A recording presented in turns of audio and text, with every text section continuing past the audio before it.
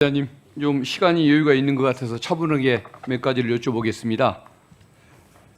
그 윤석열 정부가 그 출범한 이후에 그 11분기 33개월 연속 내수 경기 지수가 계속 마이너스를 기록을 했습니다.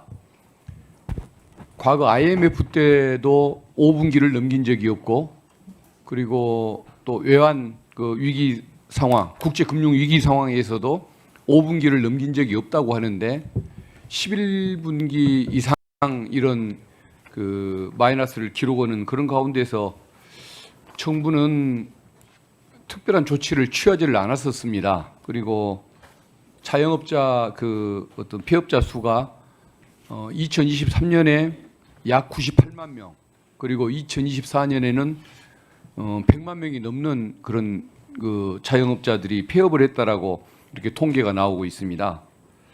윤석열 정부 시기만큼 먹고 사는 문제가 그렇게 심각하게 대두된 적은 없었던 것 같은데, 이게 왜 윤석열 정권 하에서 그런 심각한 문제가 있었다고 혹시 뭐 분석을 해보신 적이 있으십니까? 네.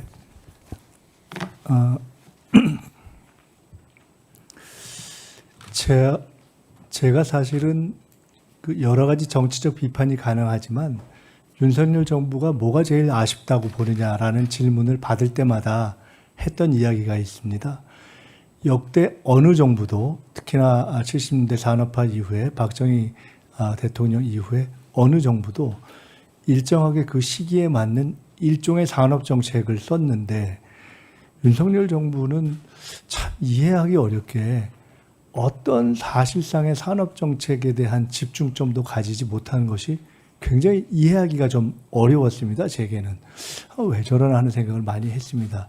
그러니까 굉장히 우리 사회, 우리 한국으로 봐서는 한국 경제의 변곡점에 있었는데 그 타이밍 몇 년을 놓친 것이 굉장히 속쓰린 일이다, 이렇게 생각을 합니다.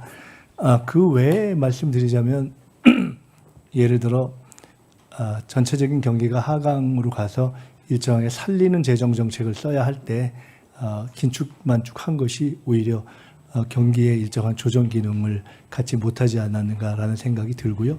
그 외에 여러 가지를 이야기할 수 있겠지만은 그런 등등이 겹쳐서 윤석열 정부에서는 정치, 경제, 사회, 외교까지 포함해서 아주 최악의 선진국에 막 안착해야 되는 시점에서의 어려움을 가져왔다고 봅니다.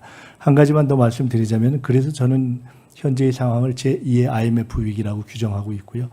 제가 사실 걱정하는 것은 새 정부가 들어서고 한 20일 정도밖에 안 됐는데 증시 분위기가 좋아진다. 매우 좋은 일이지만 자칫 그로 인한 착시 현상 때문에 저희들이 모든 것이 쉽게 좋아지지 않을까라고 생각하게 될까 걱정이 있습니다.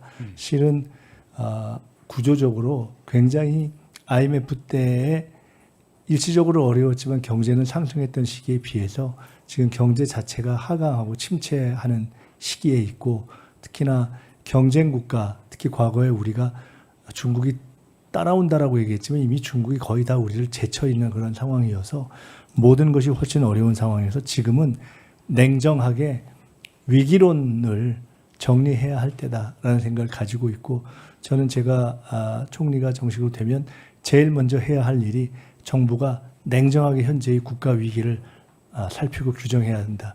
사실 최근에 뭐 부동산 이런 부분도 얘기되고 있지만은 그것도 냉정하게 따지고 보면은 사실은 오세훈 시장이 집중력을 잃으면서 토지거래 허가제 문제에 대해서 사실은 갈팡질팡하면서 문제를 발생시킨 측면들이 있어서 지금은 현재의 여러 가지 경제적 현상들에 대한 명확한 책임과 원인과 진단을 하는 것이 중요하다고 보고 있습니다.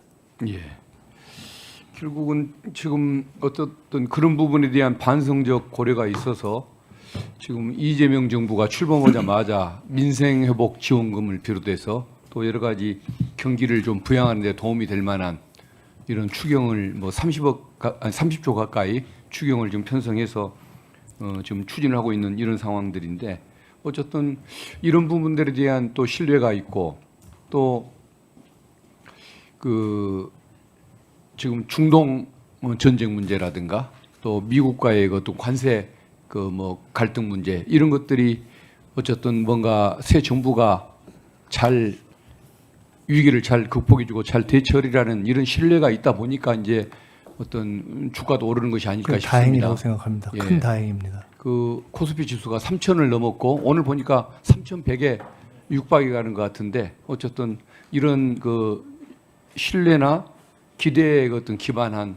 이런 어떤 경기 호조가 조금 계속 안정적으로 좀 이어졌으면 좋겠다는 생각이 드는데 좀 이것을 위해서 뭐 코스피 5천까지 뭐 바로 지금 언급하기는 좀 그렇습니다만은 그런 안정적인 성장이나 어떤 그 신뢰 유지 이걸 위해서 좀 혹시 구상하고 계신 계획이나 이런 게 좀 있으신? 우선 대통령 신임 대통령 효과 내지는 정권 교체 효과라고 볼 수 있는 안심 효과가 생겨서 사실 코스피에 반영되고 있지 않습니까? 예. 그것은 다른 면에서는 정권이 교체된 것 또는 그 이전에도 사실은 윤석열 전 대통령의 탄핵만으로도 그 시기 이후에 이미 그 대북전단과 오물풍선이 날아다니지 않아서 상당히 어떤 남북관계의 긴장이 좀 줄어드는 그런 상황이 왔었습니다. 이렇게 경제에 주름과 압박을 주는 요인들을 최대한 해소해야 된다고 봅니다.